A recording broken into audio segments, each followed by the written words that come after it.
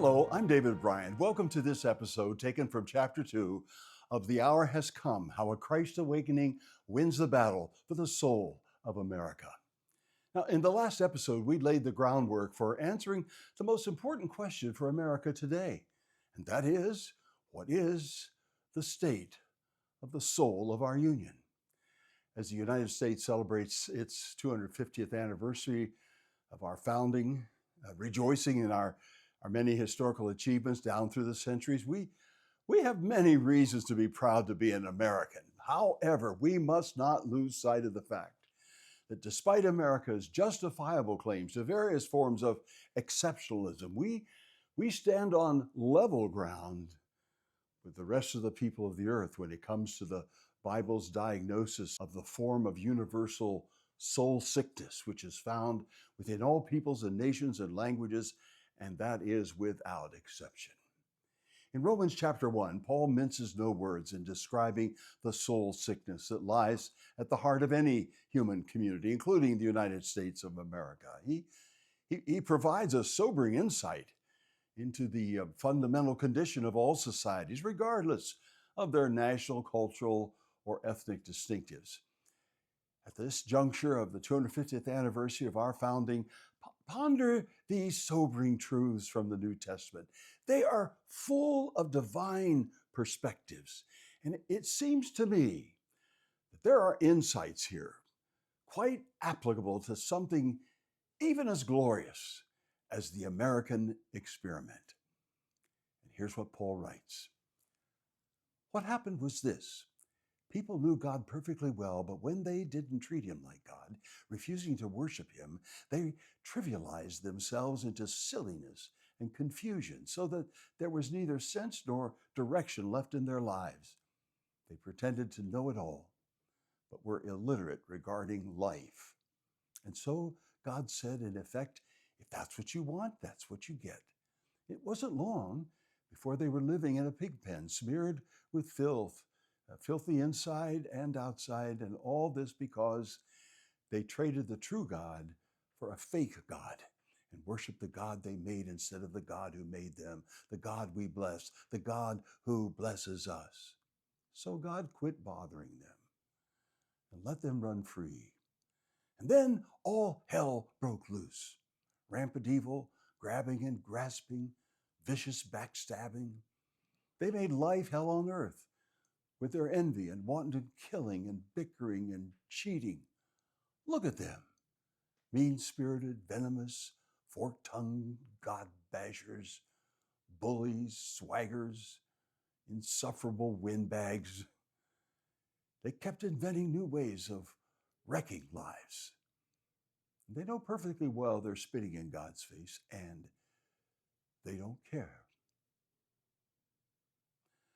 My friends, America is not exempt from God's analysis here. This passage requires us to soberly examine, with penetrating X-ray vision, the state of the soul of our nation.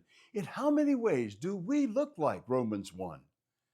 How has the biblical critique been true time and time again over our own history?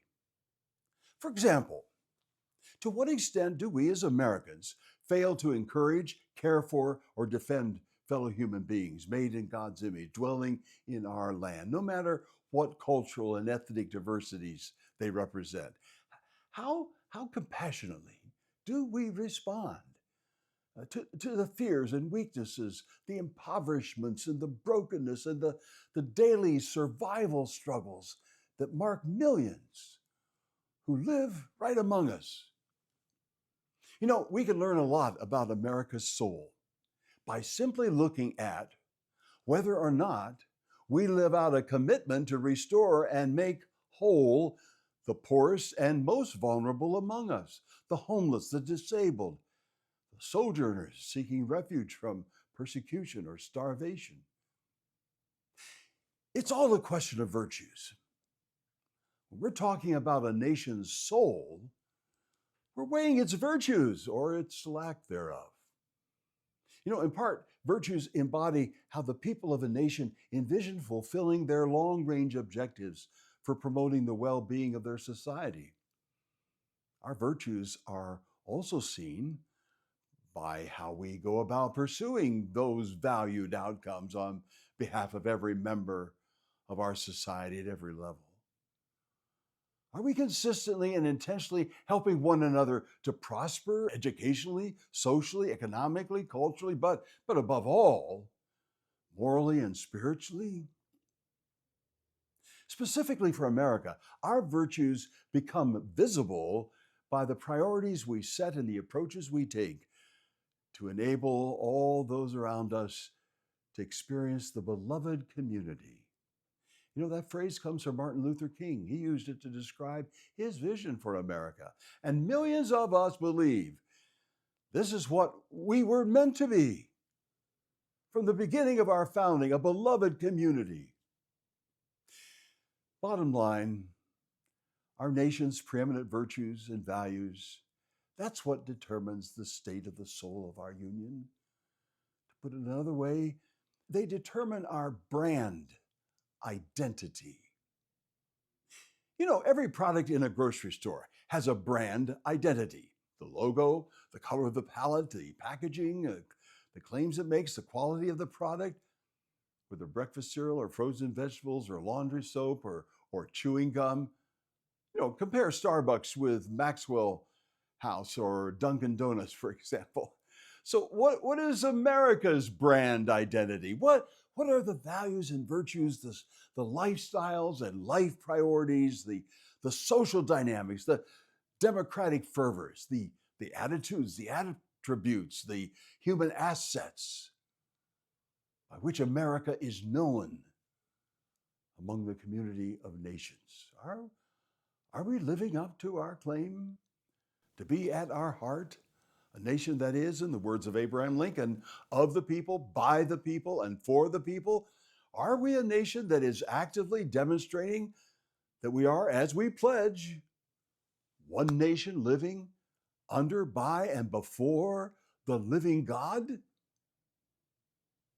If not, or if not as fully as we want to be and need to be, then what desirable transformations of our nation's soul might take place if, by God's redeeming intervention, the grace and goodness and greatness and glory and gospel of God's Son were to cover our land like the waters cover the sea? In other words, what if we were to experience a genuine American Christ awakening? What if that became our brand identity? Take some time to ponder that question until we're together next time.